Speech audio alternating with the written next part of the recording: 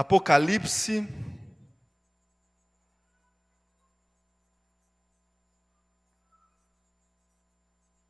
capítulo 2, eu vou ler a partir do primeiro verso.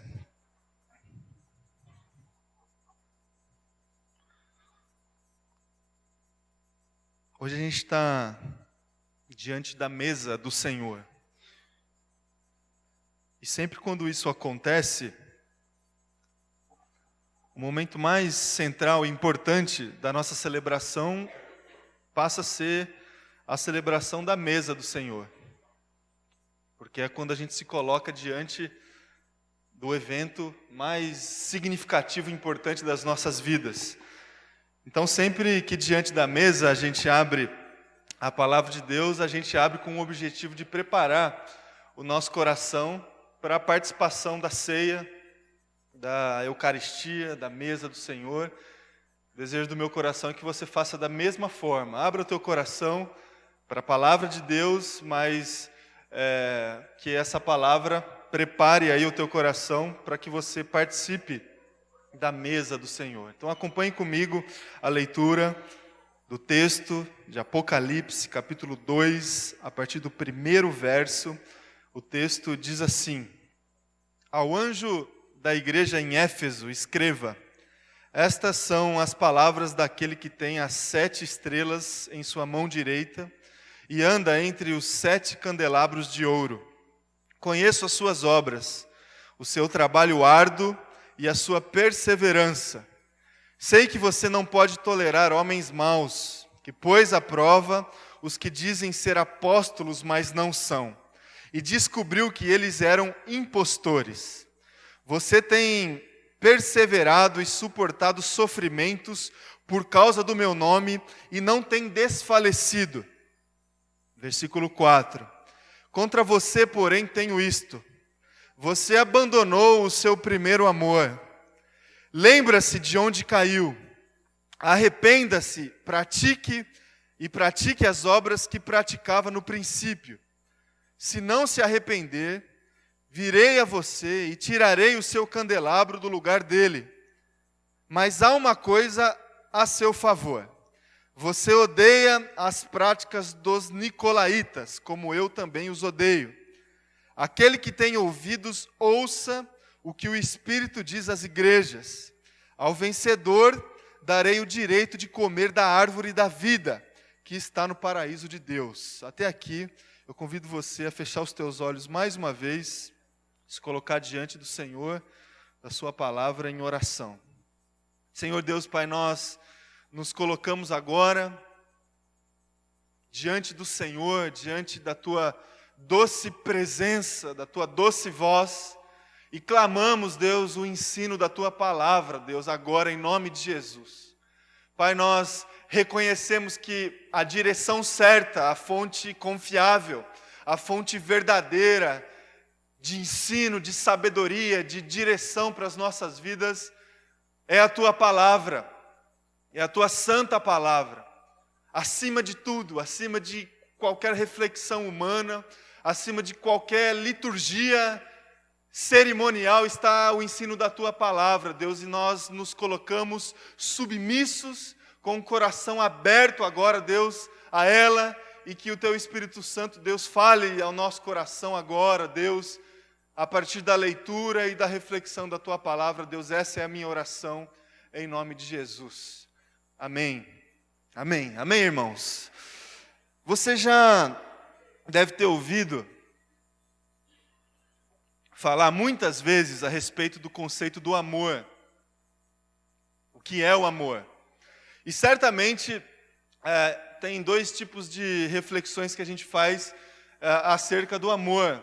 Ora, a gente conversa a respeito do amor como se ele fosse um sentimento, como se ele tivesse muita relação com as nossas emoções, com as nossas relações de afeto, de afetividade. E ora, e muitas vezes, acredito que até no nosso ambiente aqui cristão, a gente conversa e faz reflexões acerca do amor como se ele fosse ação nas nossas vidas, atitude humana das nossas vidas. E a gente não poucas vezes nós chegamos a afirmar que o amor é atitude. Já ouviu falar essa expressão? O amor é atitude, o amor é ação. Eu gostaria de tentar questionar um pouco essa afirmação. Será mesmo que o amor é somente atitude? Será mesmo que o amor se traduz na minha vida e na sua vida somente a partir das nossas ações? Imagine o seguinte fato, a seguinte ilustração. Ela é uma invenção, não tem a ver com a minha vida nem com a sua vida. Mas imagine um sujeito homem, pai de família. Tem a sua esposa, tem os seus filhos, e esse homem ele trabalha a semana inteira para cuidar da sua família, cuidar dos seus filhos. Ele tem um emprego, acorda todo dia pela manhã, leva os filhos na escola, deixa lá na escola os filhos, vai para o trabalho, trabalha a semana inteira, arduamente, trabalho estressante, trabalha em São Paulo, ou em alguma cidade aqui em volta, estresse o tempo todo, meta para bater, objetivos para alcançar, precisa provar todos os dias que ele merece o emprego que tem, fica até 7 horas, 8 horas da noite, volta para casa, e o objetivo que ele tem no coração é que ele está fazendo tudo isso para cuidar da sua família, para cuidar da sua esposa, para cuidar dos seus filhos. Ele volta para sua casa cansado, toma banho, assiste ali alguma coisa, um jornal, um programa de futebol, que seja, né? Homens normalmente gostam desses programas de futebol, que falam as mesmas coisas todos os dias. Assiste lá o seu programa e janta e vai dormir. E no outro dia começa tudo de novo. E esse homem tem feito isso durante alguns anos. Chegou num determinado dia da sua vida, a sua esposa chega para ele com tristeza no coração, com angústia no coração, com a seguinte constatação: fulano, você não me ama mais. Você não me ama mais. E aí logo ele pensa: como que eu não te amo? Eu acordo todo dia, 7 horas da manhã. Eu levo os nossos filhos na escola. Eu trabalho todos os dias, das 8 horas da manhã até as 8 horas da noite. Por que eu faço isso? Por que eu trabalho? Para cuidar de você, para cuidar dos nossos filhos. Eu me estresso todos os dias, o tempo todo, porque eu amo vocês. Afinal de contas, eu preciso cuidar de vocês.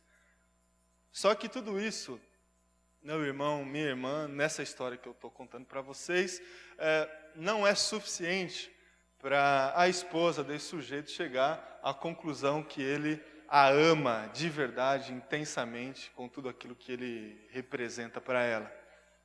Ele faz muitas coisas, mas parece que sempre falta algo. Parece que sempre falta algo para o amor ser experimentado de uma forma plena na vida dessa fictícia família. Nem sempre, meu irmão, minha irmã, o amor se traduz nas nossas vidas somente através das nossas ações. Nem sempre.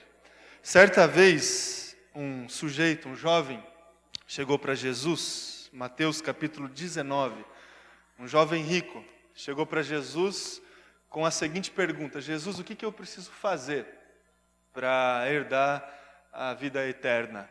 O que eu preciso fazer, Jesus?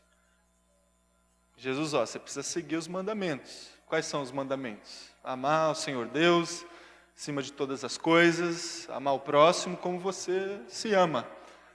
E o jovem chega à conclusão que ele já fazia isso. Isso aí eu já faço desde sempre. E aí Jesus, percebendo que lhe faltava algo, faltava alguma coisa a mais do que meramente ações sacrificiais diante das leis do Senhor, Jesus chega para esse jovem e mexe com aquilo que ele de fato amava, que eram as suas posses.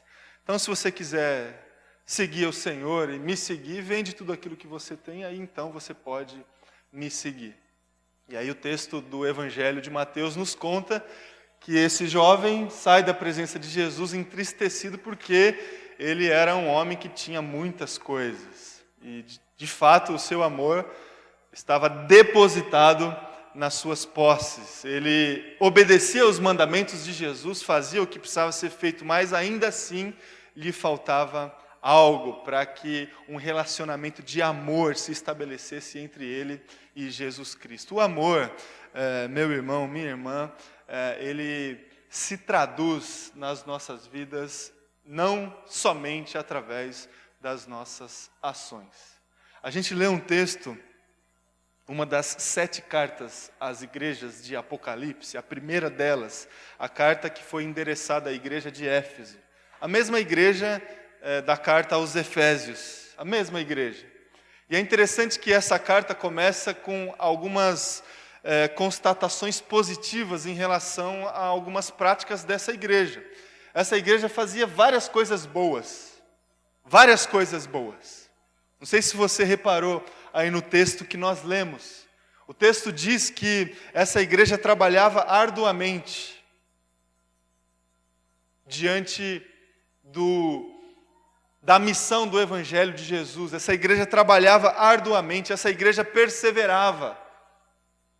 Essa igreja não tolerava homens maus. Ela tinha um senso de santidade, de moralidade aguçado.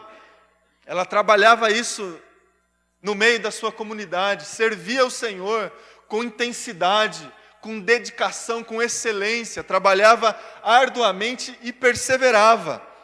Identificava falsos profetas, mensagens não condizentes com a mensagem verdadeira do Evangelho. Ela tinha uma maturidade tal que ela identificava aquilo que fazia parte do Evangelho de Jesus e aquilo que não fazia parte. Era uma igreja que tinha um ensino certamente profundo das Escrituras Sagradas.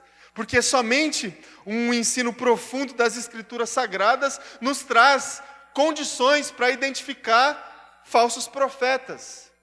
Mensagens não condizentes com a verdade do reino de Deus. Essa igreja, meu irmão, minha irmã, ela suportava com fidelidade, sem negar a sua fé, os sofrimentos da vida,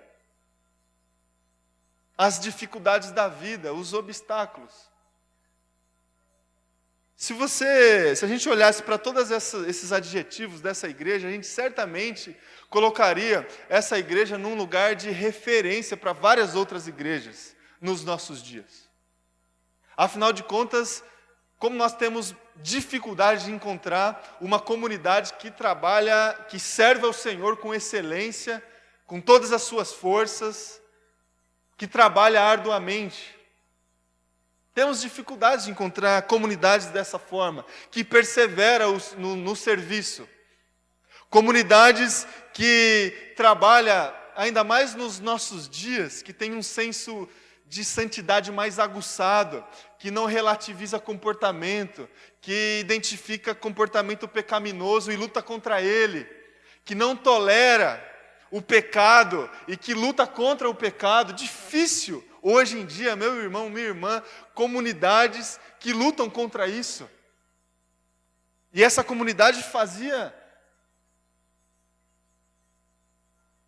lutava contra a imoralidade, não tolerava a imoralidade. Uma comunidade que identifica falsos profetas.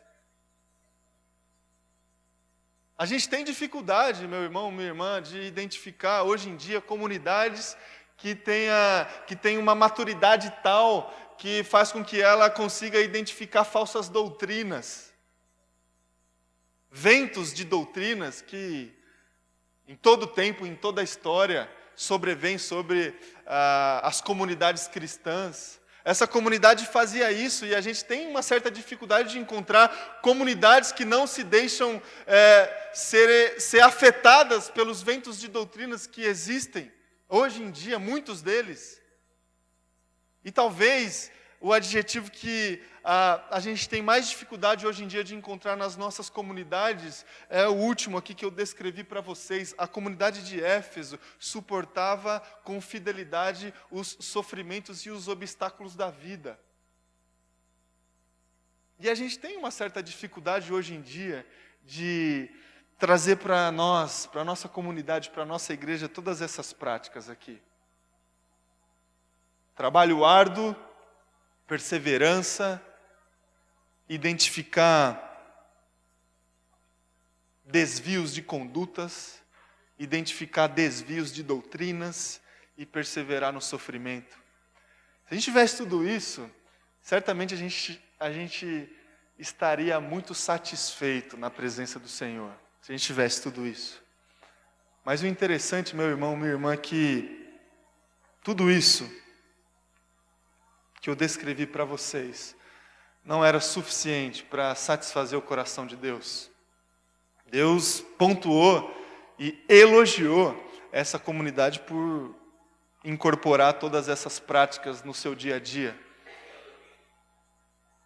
Mas chegou para a igreja de Éfeso e disse o seguinte, porém, sempre tem um porém, né? Um mas, entretanto, todavia, sempre tem. Tenho contra vocês que vocês abandonaram o primeiro amor. Faltava algo. Faltava algo para satisfazer plenamente o coração do nosso Senhor na igreja de Éfeso. E a reflexão que eu quero trazer para o meu coração, para o teu coração essa manhã, diante da mesa do Senhor, é exatamente essa. Será, meu irmão, minha irmã, que apesar de todo o nosso esforço, apesar de toda a nossa fidelidade, talvez você tenha trabalhado arduamente servindo ao Senhor, dentro da igreja, fora da igreja, amando as pessoas, tentando de alguma forma amenizar as injustiças desse mundo, se envolvendo com organizações humanitárias, com ministérios dentro da igreja. Talvez você tenha trabalhado arduamente, perseverado, porque é um trabalho que não nos traz resultados, benefícios. Por isso que a gente precisa de perseverança, porque a motivação ela não é pragmática, a motivação ela é existencial. Por isso que o serviço ele é feito debaixo de perseverança, porque a gente não vai ganhar nada com isso. Talvez você tenha perseverado no seu trabalho árduo. Talvez você tenha lutado para ter uma vida diferente, uma vida submissa às orientações, aos mandamentos do Senhor. Talvez você tenha lutado para ter uma vida santa, em santidade. Talvez você tenha lutado contra o pecado, lutado contra alguns comportamentos e algumas posturas que não são condizentes com os mandamentos do Senhor, e isso lhe pesa, isso é difícil, e você tem lutado contra isso, para não tolerar a maldade do coração. Talvez você tenha se aprofundado no estudo da palavra para você permanecer na direção certa, para você permanecer protegido de todo vento de doutrina, para você se manter diante do Senhor com a verdade da palavra.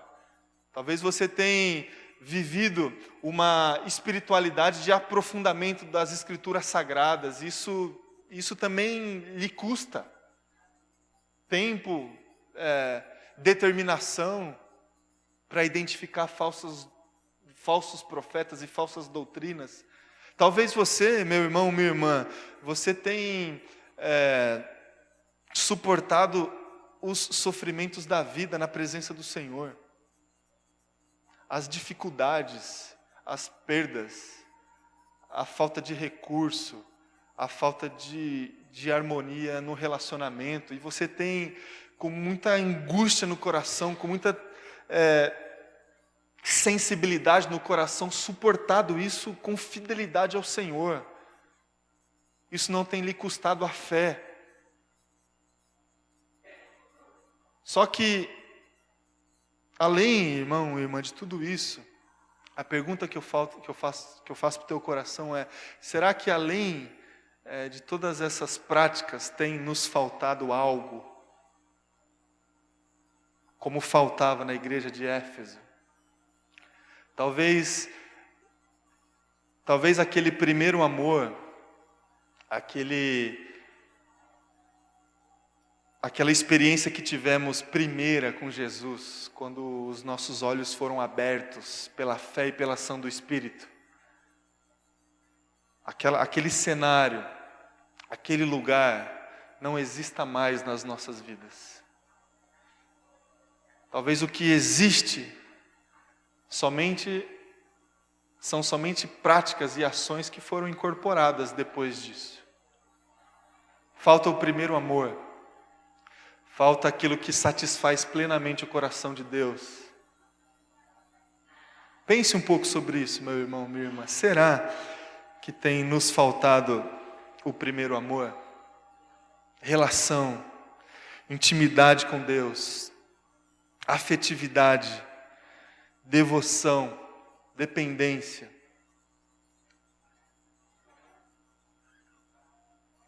Não somente fazer algo para Deus, mas é além disso, é mais do que isso.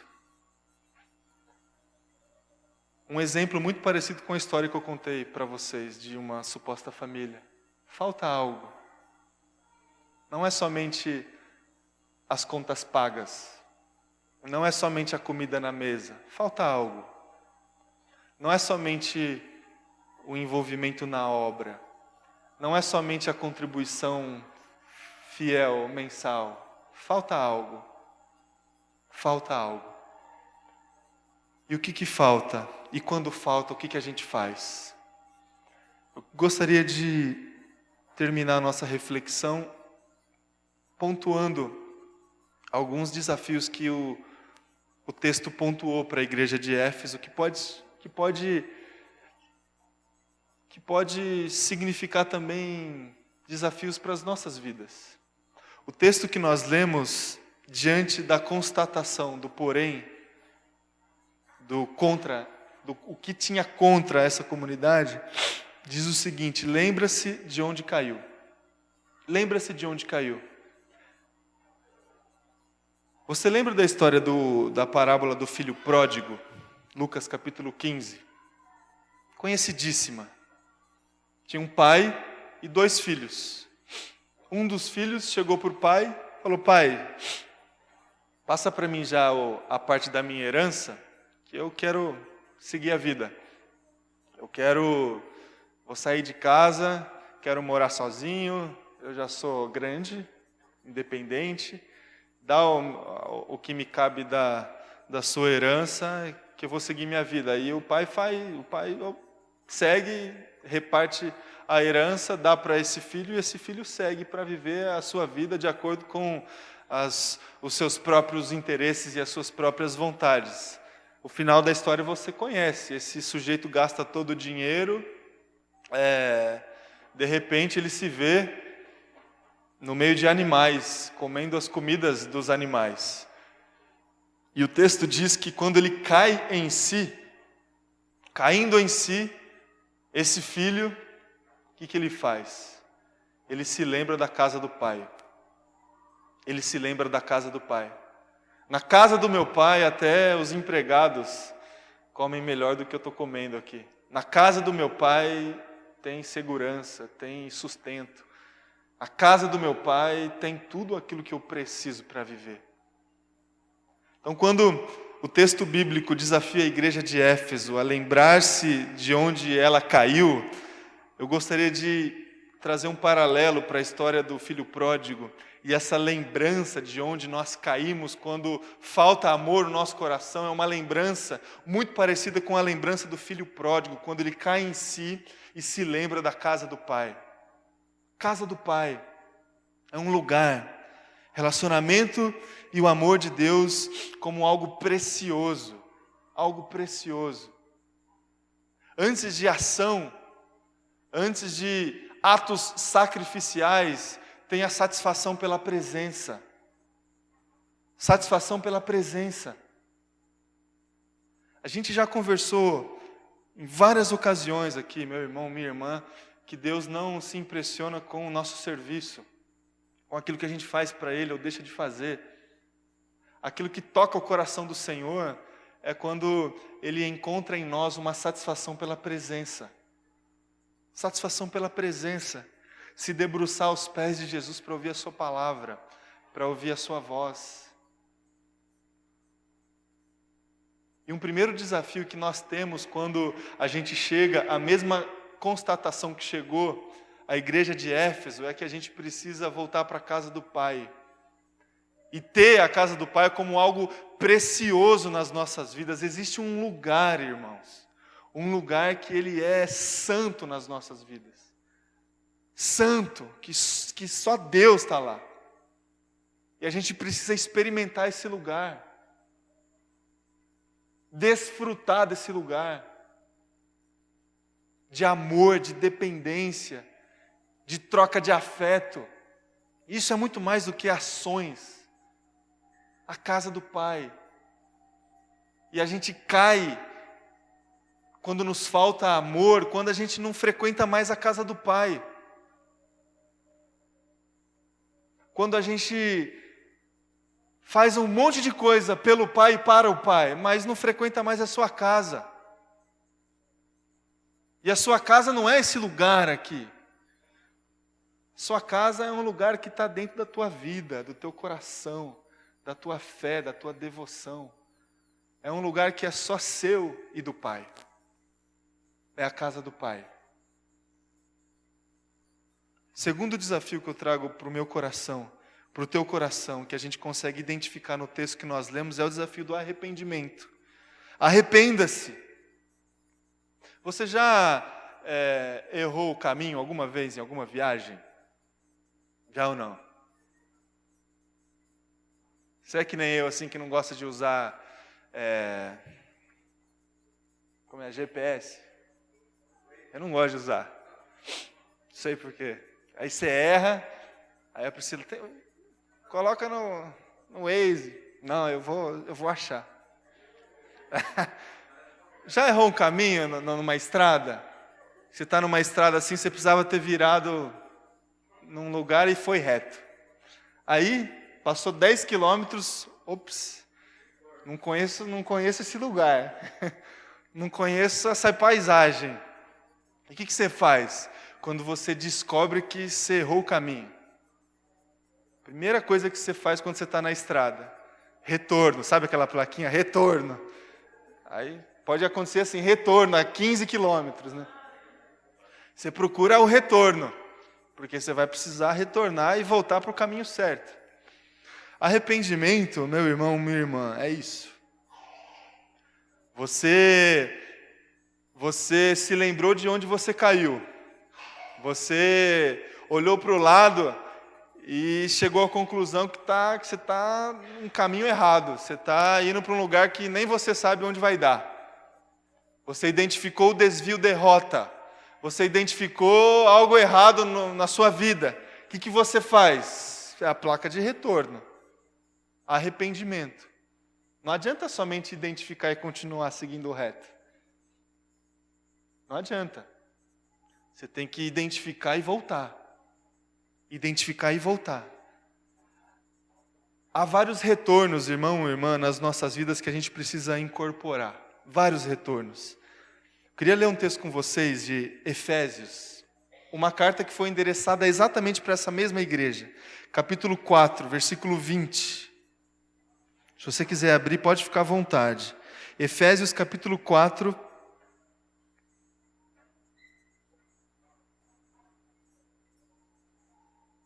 Versículo 20. Diz assim o texto: Todavia, não foi isso que vocês aprenderam de Cristo? De fato, vocês ouviram falar dele, e nele foram ensinados de acordo com a verdade que está em Jesus.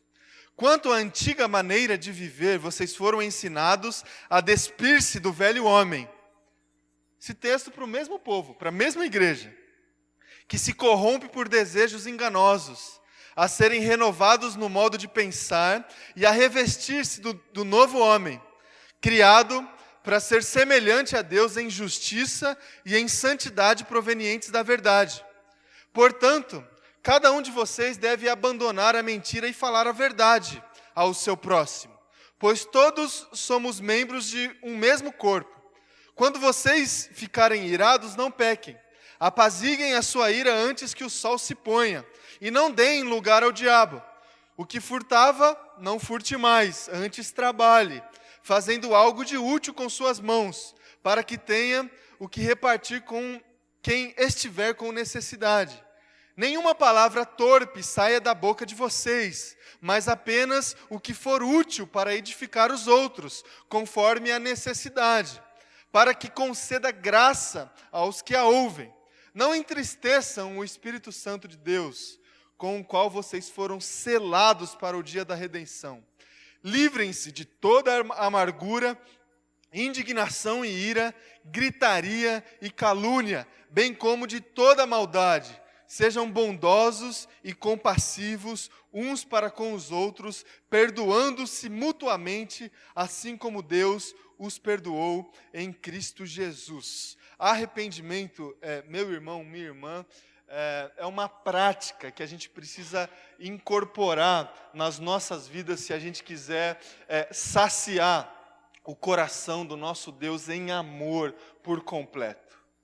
Relacionamento e amor de Deus como novidade de vida.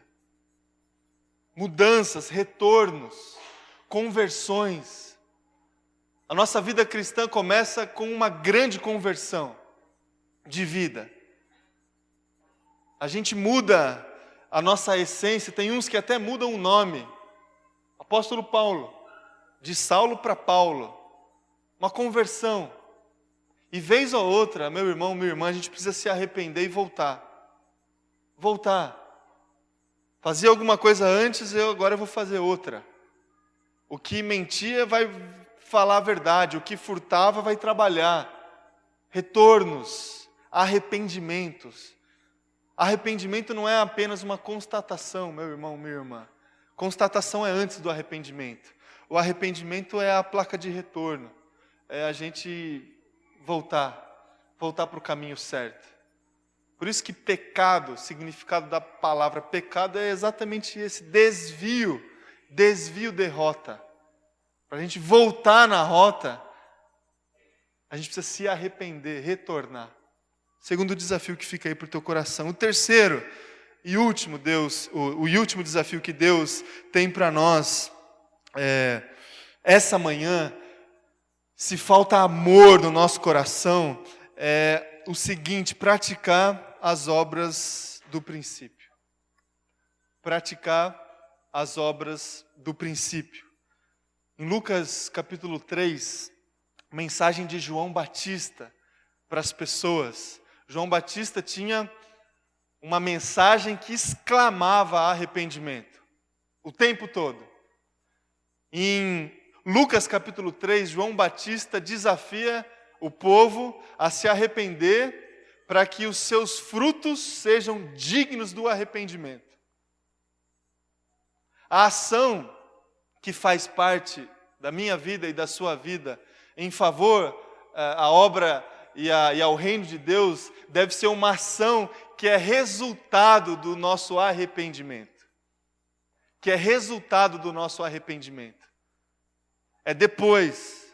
A gente não faz para conquistar a graça que vem do arrependimento. É esse o entendimento da graça de Deus que deve invadir o nosso coração. A obra ela não vem antes, porque se ela vier antes, a gente vai de alguma forma alimentar no coração uma expectativa de que essa obra vai realizar alguma coisa de benefício para nós, para a nossa fé e para o nosso futuro. É graça. E se é graça, a obra vem depois do arrependimento. Por isso que o fruto ele é digno do arrependimento. E praticar as obras do princípio viver a vida e frutificar de acordo com o arrependimento que aconteceu no meu coração e no seu coração. É fazer porque a gente voltou para a casa do Pai. É fazer porque a gente se arrepende o tempo todo. E esse arrependimento gera frutos na minha vida. É por isso que a gente faz relacionamento e o amor de Deus como um serviço. Existe sim, irmão e irmã, uma ação. Existe uma ação. Tem a ver com compaixão, com justiça, com boas obras. Mas essa ação, ela vem como consequência de arrependimento.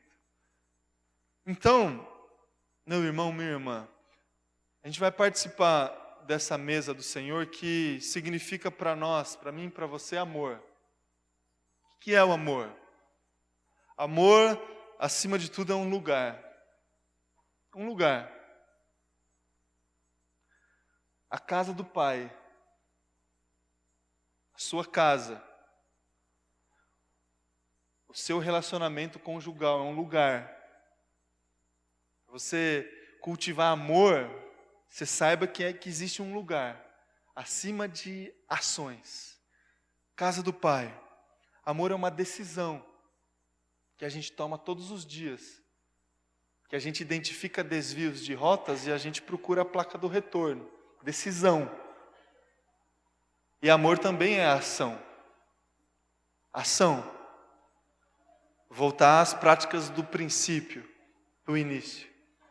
Que seja assim, meu irmão, minha irmã, na minha vida e na sua vida.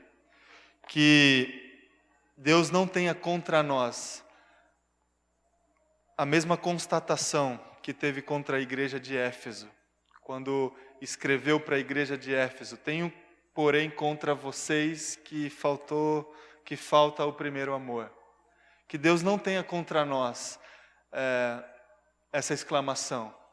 Que a gente valorize a casa do Pai. Que a gente experimente arrependimento e retornos o tempo todo na nossa vida. E que a gente também faça.